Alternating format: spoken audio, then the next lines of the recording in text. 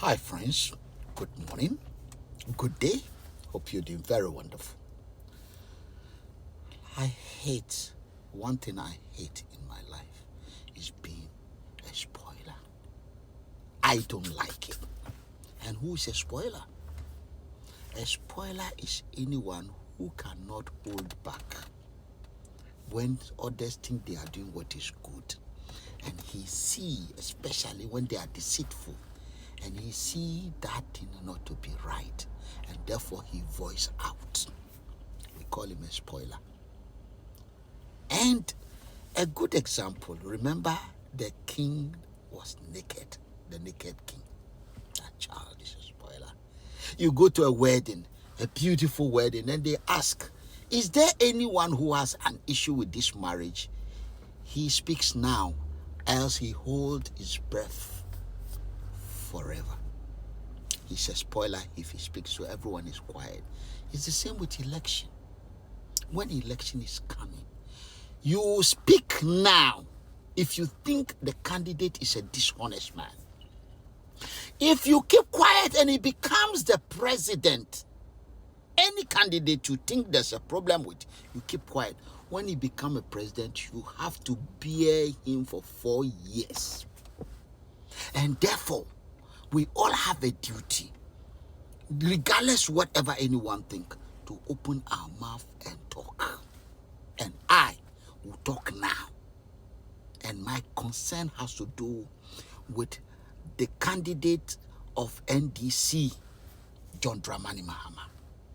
There's something wrong with this man. What kind of a person who is going on a political platform to campaign will start by saying that I go to Assembly of God? Who want to know the church you go to? It's your business.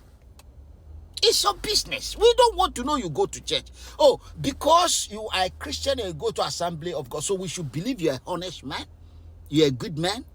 People should stop hiding behind God to do their dirty things. Let me tell you how dishonest this man is. He said something, and that really I can't take. He said that the LGBT bill that was to be passed in Ghana, the president of Ghana is not passing the bill because it's a private member bill, and the bill will cost it to put charge on the state. In other words, the government will have to pay for it. And so the bill should go back to the parliament and the executive for the parliament to find a way of not making the bill to cost money so that it can pass into law. What is he saying? Or excuse the president from signing it. What he said there is totally, if somebody has advised him or he heard the attorney general saying that is the advice they give the president, then he himself who came to tell us is the ignorant one. Let's do something. John Dramani Mahama was a member of parliament, a member of Ghana parliament for 4 terms. In other words, 16 years. He is a member of Ghana parliament for 4 years. So he's a lawmaker. He's not only a lawmaker, he became a deputy minister, then a minister of the state. So he know the business of the executive and should know the business of and government. He is the spokesperson, information minister, so he should know what he's doing. Finally, before the final, he was also a vice president that the president at the time was having health issue. So John Dramani Mahama did all the job the president of Ghana is supposed to do. So he can't claim he doesn't know the job of the president. In addition to that, he was the president. He completed the term of Mills and went ahead to have his own 4th term fully. He's telling us that he doesn't know that the president, whether it's private member bill or public member bill or government bill, there are 2 types of bills which I will explain to you. Whatever bill you put there will cost the taxpayers money. So you either sign the bill or you don't sign it. You sign the LGBT, the Ghanaian, because the bill, whatever bill you put out there, when you make a law and you pass the law, and the president must sign any law because of his role as the head of state. He must sign any law. any law made, whether it's private or public, he must sign it. And the reason is that the taxpayer will pay for it. So if we think the LGBT is the biggest problem, not the children sleeping on the street, that we have poverty everywhere, that people are not paid salary for going to work, teachers are not paid, and the hell of a problem the country has got. The LGBT, man marrying man, is our biggest problem. Then we should be ready to pay for it. We made a law on it to kill them. Yes, then we should be ready to pay for the execution. The president should pay. So that is why the president must sign. Now, originally, remember, we started as a nation, Ghana. I want to tell you where the private member bill became a problem. We started as Ghana. We started with the Westminster system. In Westminster system, the head of government is different from the head of state. The king is the head of state. So any national law made, the king must sign it. But all laws start with the head of government. All laws. But you can also have a private member bill. In other words, people put the bill on the floor and it's debated because it's popular, without the government being the one, the head of government being the one to put the bill in. And therefore, when that happened,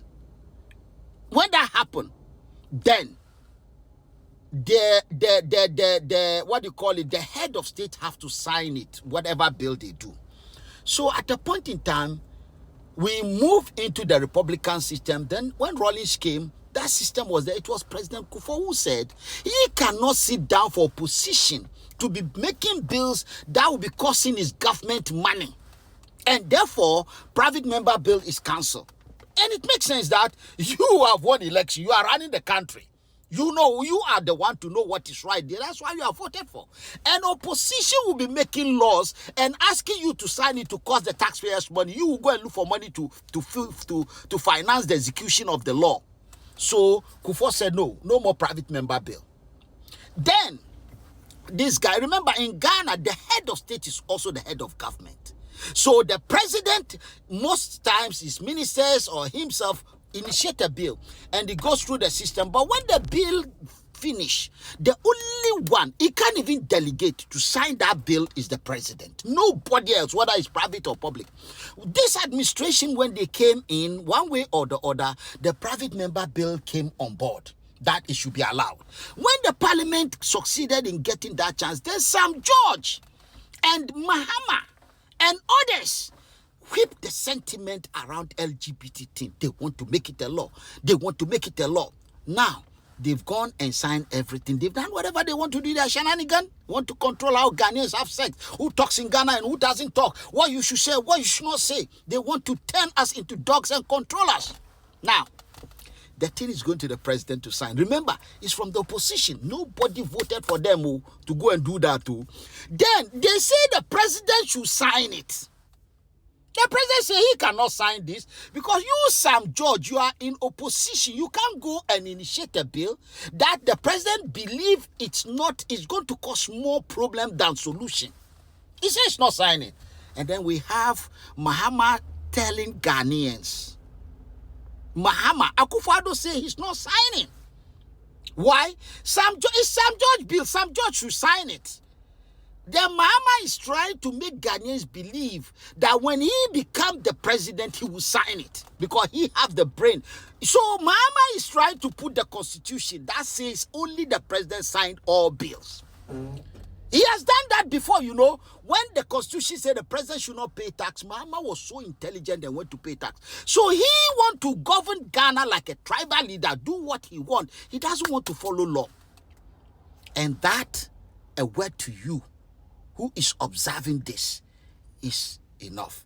Remember, the rule of law to work, everyone, including the president, must be law-abiding. The president is the only one. There's nothing like going to sit with parliament to see how to remove the bill. There is no way you can remove the charge. There will always be a charge on every bill unless you don't want to execute the law when you make it. You don't want to carry out compulsory, what do you call it, therapy, conversion therapy. You do conversion therapy. Put people and subject them to horror.